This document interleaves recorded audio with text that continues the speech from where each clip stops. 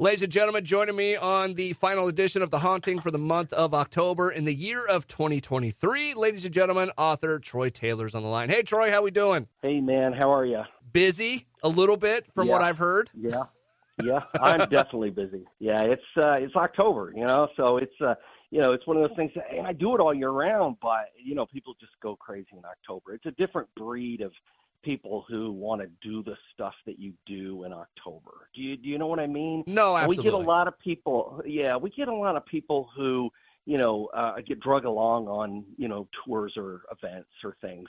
I've gotten to the point where I sometimes at the beginning, if I'm doing like one of the dinner tours that I do, like along the River Road or something in Illinois, I'll ask how many people were forced to come here tonight. So, because if you can win those people over, even if it's just with all the history stuff, then you can feel pretty good about the rest of the group, Yeah. But it's that time of year, so you get people who feel, I described it to somebody, they said, "Are you really busy right now?" I said, "Yes, everything is crazy." And they said, "Why just in October?" And I said, "Well, because it's Halloween, it's spooky." And I compared it to being the owner of an Irish pub at St. Patrick's Day, when everybody's Irish, right? So you get slammed. Yeah. And then the rest of the year, things are okay. Well, this is just like that. Everybody wants to do something spooky, and then the rest of the year, things are just okay. So, you do what you do, and it is a lot of fun. We've had a really fun year. It's been a lot of cool things that have gone, with our tours and with our events. I mean, we pretty much just sold out everything we're doing, which always makes you feel good, to know that people are, still interested in the things that you do, especially, if you can add something new, even better. And, this year and was big for me because that Exorcist sequel came out and that made everybody crazy about, that I did that book, The Devil Came to St. Louis, Yeah. and I do lectures on it a lot. And like last week, we filled an entire theater. People came to see it. I do all these dinners and stuff about it. And it's, and I happen to be in the St. Louis area. So, Yeah. that's helpful right there. It's helpful. But, when I put this edition of the book out, I did all these interviews and stuff because it was the first time that anybody had ever revealed like his name and who the boy really was, because it's been kept secret all that time. So it's been a cool year to tie into the Exorcist stuff. So which was unexpected. I mean, I knew it was coming out, but I didn't know that people just go nuts about it and want to do TV stuff and all kinds of things. So it's been cool. It really has. It's been a good year. Let's start there. What is it about that story in particular? Is it just the kind of the mythos of the movie and the mystique, I should say? Is it the story? So what is it about the whole exorcism story that brings people in so much? Well, I think that, it's the 50th anniversary. Okay. So we're always being, the movie comes up. I mean, and this time of year, again, just because it's Halloween, everybody's got to put out the scariest movies of all time list. And it's always, in the top 5, if not number 1. I mean, Martin Scorsese says it's the most terrifying movie of all time, So I think that most people have seen it or know something about it. Even if they haven't seen it, they recognize the images they see from it, that kind of thing. So there's always an interest. And then when they find out that it's based on a true story and not quite the same way, in not quite the same way that like the Conjuring movies are based on a true story, because you look at those and you go, okay, brother, at least there's something that seems realistic about it. But the real story, especially around the St. Louis area, even though the family, while they were originally from St. Louis, all this stuff started in Maryland. I mean, it wasn't even, it was like outside of D.C. That's where it really took place. So, or at least it started, and then the family came to St. Louis where it ended. And I think that just knowing, that it was something local for people around here, but even people outside of this area. I mean, I sell a lot of books to people not from St. Louis who want to read about the true story. And, I got interested in it, gosh, man, back in like the early 90s. And back then you still had to, if you wanted to research something, you still had to go to, couldn't do anything online. There was no online. So you went to libraries and archives and you dug stuff up and you traced back addresses and stuff. And, I started to find things out about the family and records and things, and it wasn't hard to track down who it was. The mystery, though, is why was it such a secret? Yeah. And eventually it came out. The churches just decided that they wanted to kind of low-key the whole thing, because even after it happened, there had been 48 witnesses who signed a paper and attested to the fact that they were convinced it was genuine, that this kid really was possessed. There was a church investigator who just felt like, well, we can't prove it, so we're just going to have to say it's inconclusive. And so the archbishop said, okay, we're not going to talk about it anymore. So they didn't. And everybody was told to keep their mouth shut and keep it quiet. And that was the end of it as far as most of the priests and things were involved. But there had been a diary, an outline kept of what happened in the case, a handwritten diary by one of the priests. And he had it copied. He typed it up. He copied it and gave it to people who were involved in the case, and it was just sort of filed away. But then in the 70s, after the movie had come out, I mean, there had always been hints it was based on a true story, but nobody had any details. And then all of a sudden, one of these copies showed up. And then suddenly there were details. But even that was like bullet points. I mean, it was not like something you could take and reprint and go, oh, my God, here's the whole story. I found that out pretty quick, because the only thing I could do was try to track down anybody who was still alive that was involved. And I eventually I talked to every single person still alive, including the boy who, was believed to be possessed, and interviewed him. I interviewed priests. I interviewed an Alexian brother, a monk that was there, but there's nobody left there. And now I'd always told Ronald Hunkler was his name. I told him that as long as he was alive, I would never use his name, and I never did. He passed away, and then I wrote a new edition of the book, and it's definitely been the biggest seller of all the books I've ever written, pretty much, some of them combined.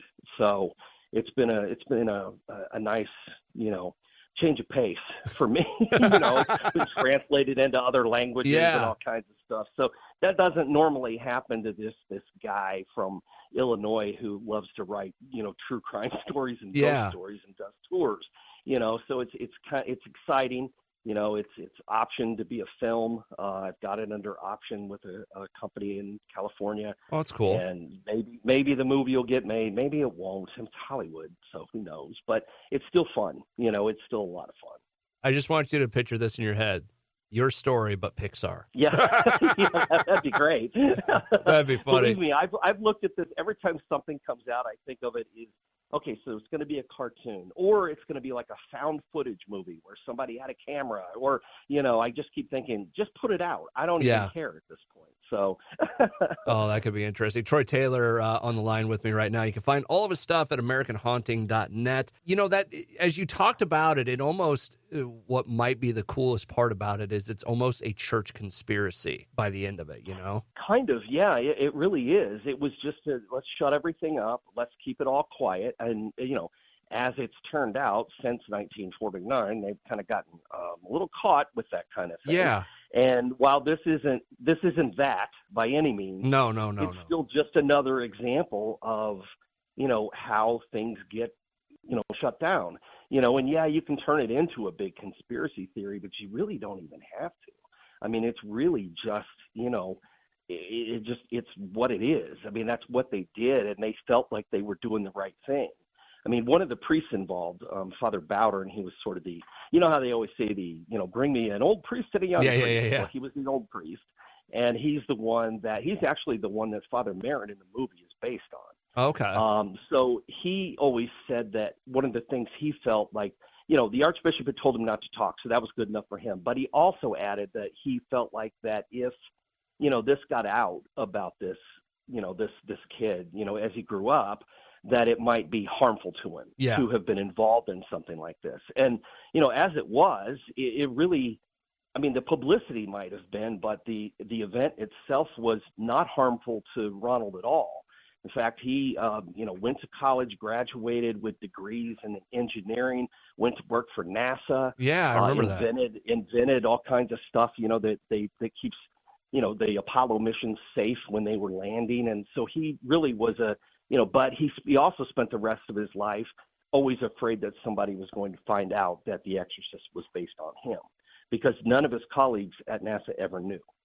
I mean, he retired in 2001, but still, they never found out. Yeah. And I think that was something important to him that they didn't know, So I get it, and whether or not it he was really possessed, I can't say that for a fact. I mean, I wasn't there, but man, if I heard some stories, from these guys, the people who were, so it does make you wonder, but I always just tell everybody, well, I can't tell you for a fact it was a possession. I don't think it was a hoax, but I don't know what it was, but I can tell you that something happened to these people, because it left an impression that we're still talking about, 70 years later.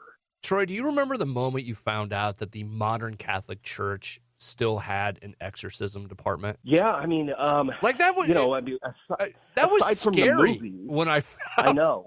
Hey, listen. Hey, I can scare you more. Perfect. I was Let's doing do it. interviews. Yeah, I was doing some interviews with some of these guys, and I was in Indiana, and I was interviewing him. Not most of them didn't really want to talk, but I found one that would, because he's kind of a showboat, and he was at the time he was in charge of all of the at least the main guy. He was the main exorcist for the state of Indiana. Yeah. And he would tell me, he told me a bunch of stories about exorcisms that he'd done. And I'm sitting here listening to this, and I'm like, I am in another world right now. This is not even like Earth at this point. But he's telling me about, well, most of the ones I do are really infestations. They're not really, they're not really a full-blown possession. It's just that these people might end up possessed. And I'm saying, so like their house is haunted? What's the deal? And he says, well, it's like a haunted house, but it's not a haunted house. It's really a demon. And I'm thinking, okay, this is getting a lot. And then he goes on and he says, but I have done some full-blown exorcisms on people. I've had people levitate off beds. And I'm like, wow. Whoa, wait a minute. Wait a minute now. Way to bury the lead. Yeah, right. And so, man, but he's swearing to me it's true.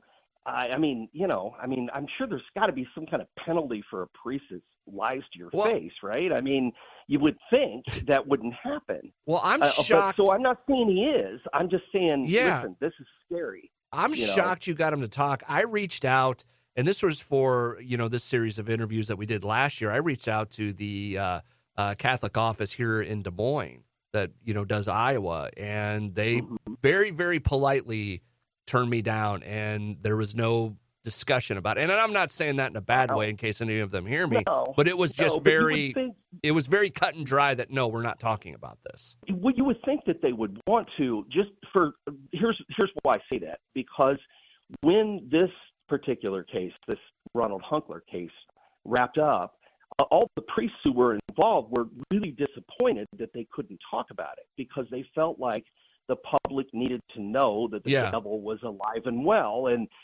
and was a danger to people. I mean, I've got some letters from Father Bowden that specifically says that in it. The devil, even in these times, I think it's important.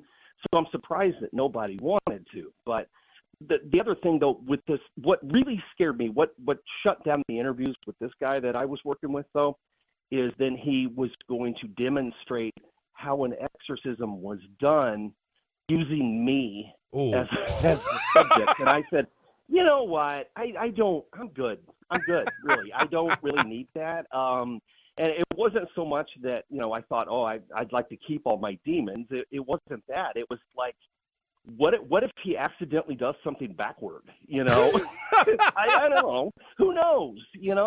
You say something, we've all seen Evil Dead. We know what happens when you mess up the incantation, right? Yeah. What if he says it backward and I end up possessed or something? I passed. That hard pass on wow. that, so. That's crazy. Live and well, man, they're doing this stuff all the time.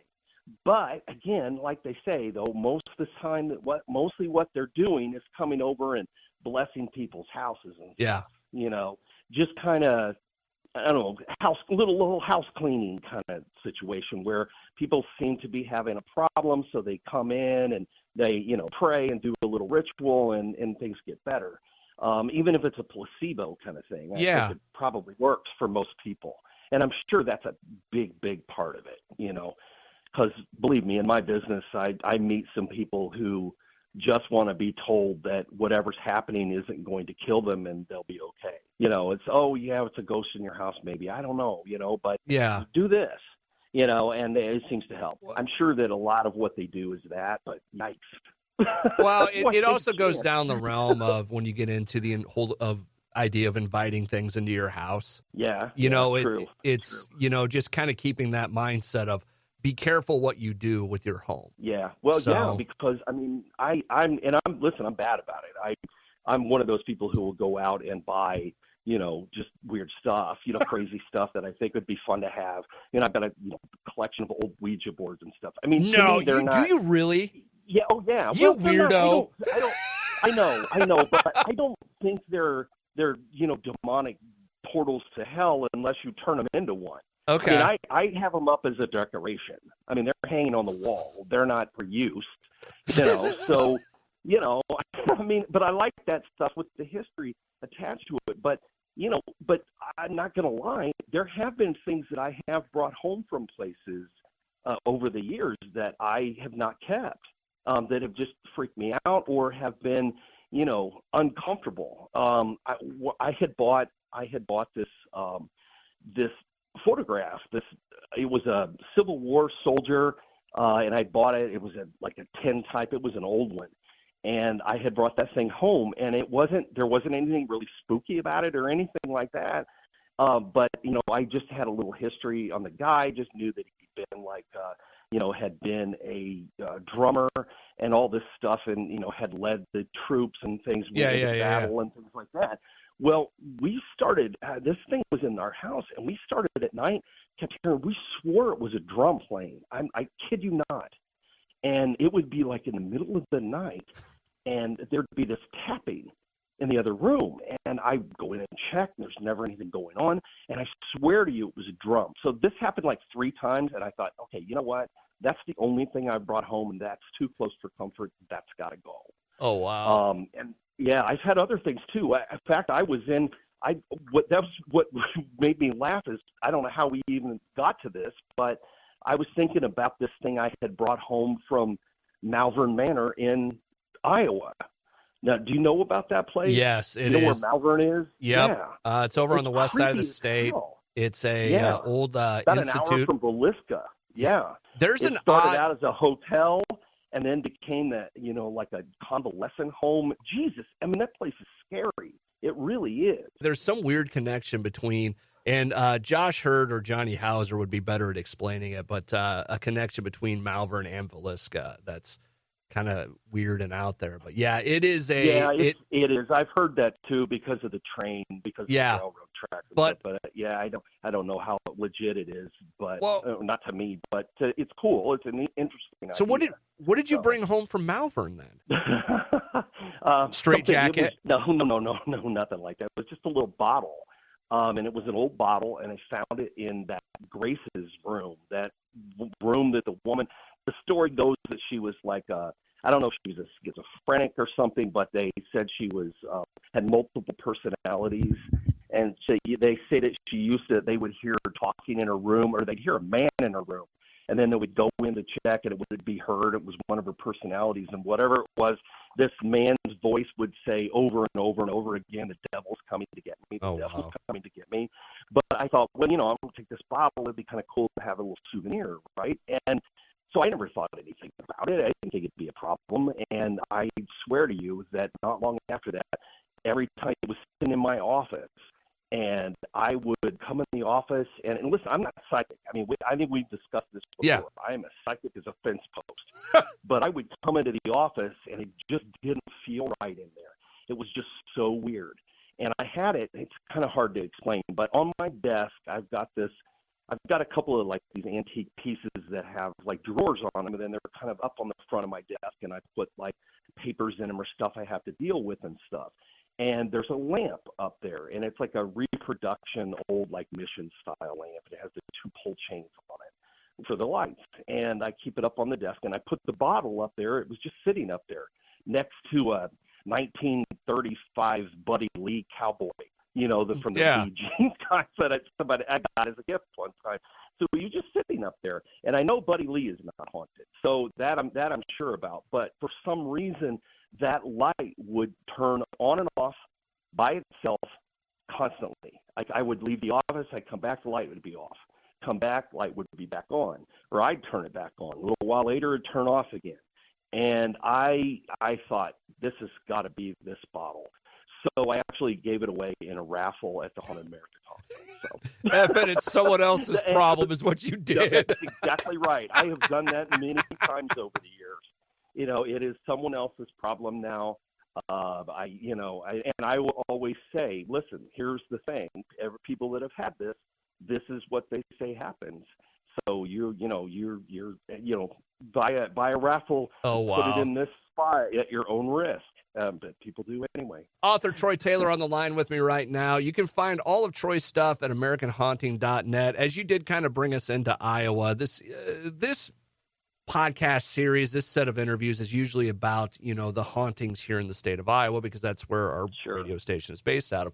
When, we talked a little bit about Malvern there in Villisca. Overall, when you hear the state of Iowa and all the research you've done and all the books you've written, what kind of comes up when you think of Iowa and the world of the weird? Well, I mean, for me, it's always Villisca's always gonna come up first. I mean, there's just no way around it. Okay. Not only is it, and while I've been to other places in Iowa, I mean, that's, it was always my favorite for years. I mean, years and years. But, I started going there in like 2004. So, I mean, it's been a long time ago. And it was a lot different than it became. It was a lot, I don't know. It wasn't as I shouldn't say commercial. No, I know what you're saying, though. Wrong, but it just became such a place where everybody went. And in the early days, it just wasn't. I mean, it was just like going to somebody's house practically. It was just a house with no electricity in it or anything. And I forget the old man that ran the place. Darwin. Yeah, Darwin, because Hauser runs it now. But Darwin, my folks, when they originally went there, it was weird. He basically just said, "Yeah, here's keys. Have fun." Yeah. Oh, yeah. That was it. I know it.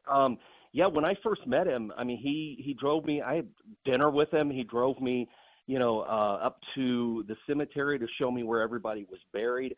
Brought me back to the house. Told me a little bit, here and there, and said, "Okay, well, have a good night," and there's the keys, and you're done. I mean, nobody lived next door. I mean, Johnny lives next door now, and nobody lived next door. He and Martha, when I would come out, they would meet me. We'd have dinner, and then they just go home, or sit around and hang out for a while and tell stories, which was always fun, So I got to know them pretty well in the early days, and then Darwin passed away, and I hadn't been for a while. I went back a couple of years ago, I guess right before the pandemic, went back.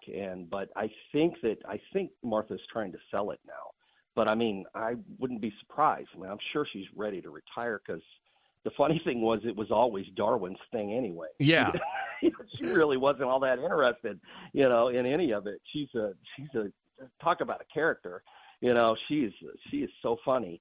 But it was never really her thing. And, I wish her the best, whatever they decide to do. But, yeah, I used to love to go there when it was just so, it was quiet, It just wasn't, I don't know, there just wasn't so much going on with it then. I feel, now I'm standing here feeling like one of those hipster people. No, I liked it before it was cool, I don't mean it like that. I think it's more one of those things, you get into some of these places, and if you believe in the whole haunting paranormal side of it, there's that idea of what people drag into it, energy comes, and you've had 20 years of, like you said, commercialization. No, well, not really that, but I mean, if you think about it, I mean, once like Ghost Hunters started on TV, that's when a lot of this stuff started being big and everybody started going and checking this stuff out. I mean, what did you drag into this place, Yeah, because I can say that for me personally, my experiences there kind of lessened as time went on. It made enough impression on me. I wrote an entire book about it. Yeah. But then, I would go back, and while I always enjoyed it, it was never the same as time went by, because probably for just what you said, you never knew if you did experience anything there, you never knew what it could be. I think most of the stuff that I had that I thought was really wild was like early on, 2005, 2006.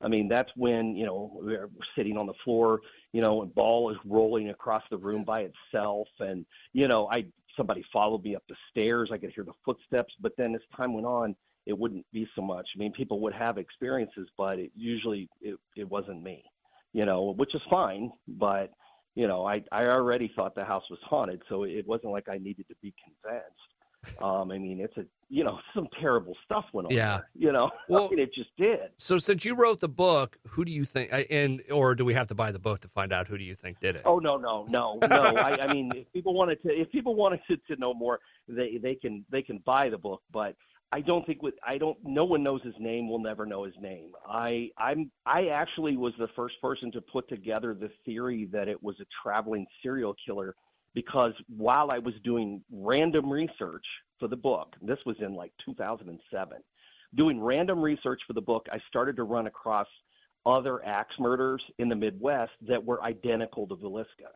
And so I started collecting them. And then of course, a few years later, a guy put out a book that was, not an independent publisher like mine, was like a big name publisher called The Man on the Train. And while he quotes me a lot in the book, he just kind of takes my theory and uses it. So whatever, Screw that guy. But I do think I really do think it was a serial killer.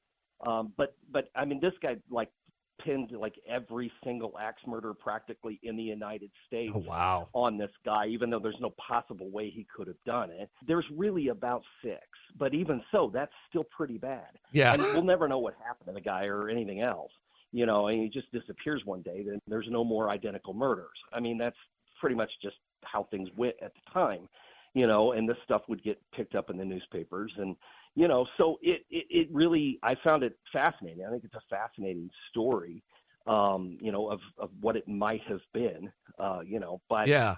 So that's my theory on it. And like I said, I go into a lot more detail as to why I believe all that in the book, but that's the gist of it. It's not one of the locals. I mean, it was not the senator. It was not the crazy preacher who was absolutely batshit. Oh God.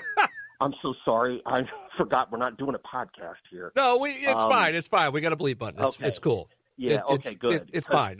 That guy was nuts. I mean, completely nuts. And while he seemed like he could be a good suspect, he could have never have done it. The dude was like 5 feet tall and weighed like 90 pounds soaking wet. At the trial, they asked him to pick up the axe and swing it over his head, as the killer had done. He couldn't even do it. Oh, wow. So, I mean, and this wasn't like a Johnny Cochran, if the glove don't fit kind of moment. It was the real thing. This guy was this skinny little, and there was a reason they found him not guilty, because there's no way he could have done it. Right. But so it's a fascinating story. And for people who live in that area, it's crazy how deeply divided they are on who it might have been, because they've learned from their parents and their grandparents and everything else is who couldn't be trusted, and just crazy stuff. I mean, Darwin used to tell me stuff that that's what his dad told him, and then I'd look it up and I go, okay, there's no way this guy could have done it. He was in prison, but Darwin just believed it, wholeheartedly, and that's whatever. So, but I get it. I didn't grow up there, so it makes a big difference, when people do. Author Troy Taylor on the line with me right now. You can find the book about Villisca and all his other works at AmericanHaunting.net, along with all the other stuff Troy's into and the podcasts and all that. When you also think about Iowa, what other place comes up to you? I know you mentioned Malvern, Villisca. What else sticks out to you? Edinburgh Manor is another place that's up by Cedar Rapids and Dubuque, up in that area. It's another one of those big old buildings, that was a poor farm, and they just seem to, and they end up, poor farms, nobody knows what to do with the building, and they turn it into, a place where they lock people up, and it's just one of those multi-use over the year things that just leave a lot of bad stuff behind. You know what story comes out of that place more often than not that I hear when I do these interviews is women being felt up at that place. Yeah, I've heard that too. And I don't mean this to sound dirty or bad, or if anybody's listening to this, that's just one of the things that comes out of that place is more stories about women. There was a sort of funny one. One group told me where some old lady was like, "Oh," and maybe kind of enjoyed it. But that's Yeah. I don't know. I haven't yet to go there, and that one's sort of scary. It is. I think it's scary. I don't think it's as scary as Malvern, but I still think anytime that you get those big old buildings like that, those big old abandoned, giant, they're all creepy in my opinion. I mean, there's one in Indiana that they still have all the stuff in it. Ooh. It was a mental hospital that closed down like maybe 15 years ago or something, and all the stuff's still in it. And that is even worse. I mean, that's scarier than just an abandoned building, in my opinion. Something about, rusty old needles and stuff and false teeth sitting on the table. And it's weird, man. Well, go back. What is it about Malvern that is so much worse than Edinburgh? I don't know. I just something about the building. There's just something about that place that I think just is a lot more unsettling than even, and I don't know why. Maybe it's just because it's not as big, so it's a little bit cramped, and you think of all those people locked away in there. And I think I've probably just heard too many stories about it that have kind of built it up in my head when I've gone there, because I keep walking, you walk down a hallway and you keep thinking, I'm going to hear somebody, I'm going to hear that woman talking about the devil come to get her, and I'm running out the front door. That's all I keep thinking when I'm walking around in there. But when you get to Edinburgh, though, I mean, the size of it is overwhelming, where I find it super creepy. I just don't know if I feel like it's as haunted. I don't know if that makes any sense. I don't know. Maybe that's all it is. I guess I've been to more of these kind of big empty buildings like this over the years than I have, someplace like Malvern, I guess. I don't know. And plus, starting out as a hotel, hotels are creepy anyway, because you think about how many people come through a hotel and all the nasty things that happen in hotels. It's almost scarier than it being a hospital. Have you seen the guy on TikTok that cooks in hotel sinks? You want to talk about just being frightened out of your mind? Ooh. Oh, God. That sounds horrible. It is. You want Halloween goodness, that's it right there. Oh, God. Troy Taylor on the line with me right now, AmericanHaunting.net for all of that. So those are the ones that really stick out to you. What else about Iowa kind of sticks out? I mean, I don't want to just keep listing off things, but is there anything in general, where does Iowa kind of rank as hauntedness? Goodness, well, I guess. I don't know how to quite to say it. Yeah, right. Well, growing up in the Midwest, though, I mean, it's, I grew up in Illinois, so we're talking cornfields and all the same stuff pretty much you guys have got, in different parts of the state. It's just that, I always, because, I know so many stories that come from Illinois, from where I grew up. I know that there are stories in Iowa, too. There's all these farms and there's all these horrible things that have happened on them. And there's plenty of stories out there. I think more and more stuff comes to light over time. You don't see a tremendous listing of more than a handful of places about Iowa, but I know there is more. Yeah. And I think that's kind of one of the things that is exciting for me. I've got friends who live up kind of up around like Cedar Rapids. And so then when I go and visit them, they've usually got someplace to take me, cool. Let's go out here. So I think that it's a great state. I think so, at least for ghosts. When it comes to ghosts and hauntings, I love all the open fields and the barns. And to me, that's what makes something spooky. That's what makes Halloween for me, because that's how I grew up. Let me ask you this. With growing up in general, what was the ghost story that you always heard as a kid? Well, the one it doesn't matter where. Cemetery. Yeah. Okay. Oh, yeah. Well, this was about a cemetery that wasn't too far away, and it was like when I was in high school, that was where everybody would go. They would all, and so people knew. I was doing, like, on Halloween night, I would put together ghost tours for my friends around the town. I know. So anybody would come around to me and they'd want to tell me about places they knew of. There was this hill about 30 minutes or so south of the town where I grew up that was supposed to be haunted, and there was a cemetery on top of it. But this big one was called Peck Cemetery, and it was in the middle of nowhere, and it was about 30 miles from where I grew up.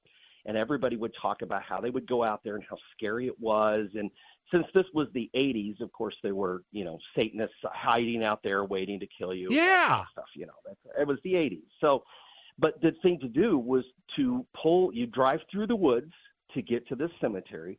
Then you park your car at the cemetery gates and you leave your lights on. And then you walk across the cemetery to the far side and walk back. That's it. Oh. But nobody ever did it. Nobody could do it. So, because the cemetery was in the middle of nowhere, and it had been badly vandalized, and it was just it was a scary place, man. So when I heard about this place, and I thought, well, we can do this. And so off we went, my brother and I and some friends, and we just took off and decided to head out there. And we found it, and we drove back, through the woods to get to the cemetery, and we pulled in, and we stopped at the gates, and, we did what everybody told us to do and left the lights on. My brother had an old Camaro at the time, and so we pulled in and we parked, and it had the knob on it, that you pull the headlights on back when things weren't automatic. And so then we got out and we locked the door. We got out and we started walking across the cemetery. So we got to one side and we thought, well, this is nothing. And yeah, it's creepy, but big deal.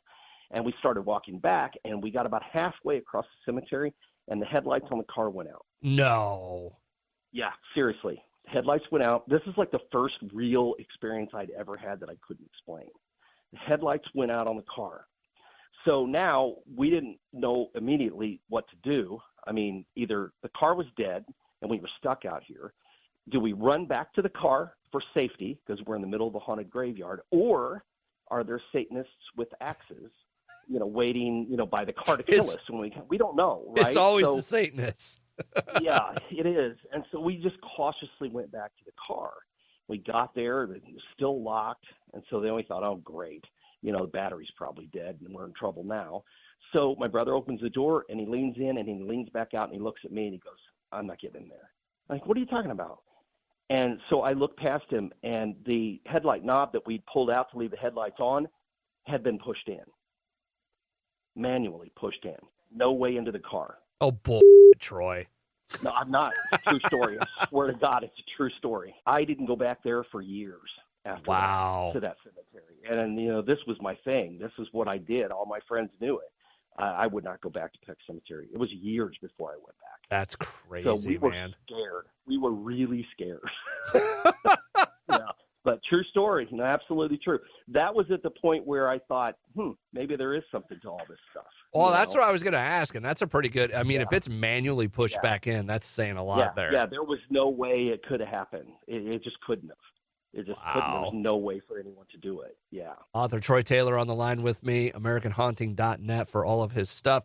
As we get ready to wrap up here, Troy, what else you got coming up as we get to the Halloween holiday itself and beyond? What's coming up for you? Yeah, well, we pretty much wrapped everything up. Most stuff is pretty much filled up. I've got a big St. Louis exorcism thing this weekend again, and then we actually do stuff after Halloween. We've got some events and some dinners and some tours and things still in November. And then our last event of the year is always our big Spirits of Christmas event. And, oh, cool. It's a big one. And it's, kind of the dark side of the holidays. This is not, merry and bright kind of thing. It's, it's like ghost stories at Christmas, monsters of Christmas, murders at Christmas. So neat. It's definitely the dark side of the holidays. So we kind of sell it on the idea if you're looking for something different, this is definitely it. And we pack it in every year. We usually have 100, 150 people for it. So it's a lot of fun. That's very cool. What books are in the works right now?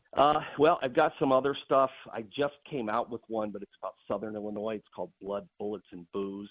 And it's kind of the counter to the gangsters of Chicago who were in, Al Capone and those guys banging everything up in Chicago.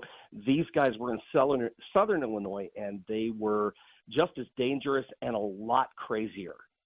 So it was kind of fun to work on because there really hasn't been a lot of material about that before. So that one just came out recently. And so, yeah, I've got a few other things in the works that'll be coming out early next year. So Perfect. always staying busy.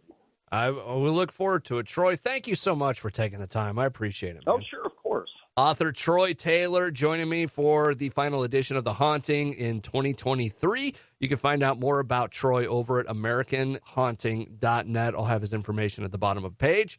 You have a happy Halloween.